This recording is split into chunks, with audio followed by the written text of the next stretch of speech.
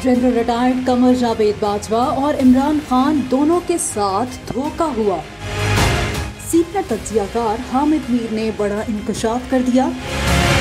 मुल्क की सियासी सूरत हाल में अब क्या होने वाला है? पंजाब हुकूमत जाएगी या कायम रहेगी? मोनिस इलाही ने इस मौके पर साबिक आर्मी चीफ से मुतालिक बयान क्यों दिया? हामिद मीर अंदर की खबर सामने ले आए। निजी टीवी प्रोग्राम में गुफ्तगू करते हुए हामिद मीर ने कहा कि बाजवा साहब ने इमरान खान का ही साथ दिया। अदम एतमाद पर इमरान खान पहले दिन से परेशान हैं कि अगर जनरल बाजवा चौधरी परवेज इलाही को उनके पास भेज सकते हैं तो बाकी बात क्यों नहीं मान रहे। टाइमिंग की अहमियत ये है कि अंदर की बात तो इमरान खान को भी पता है और परवेज इलाही को भी पता है, ठीक है ना।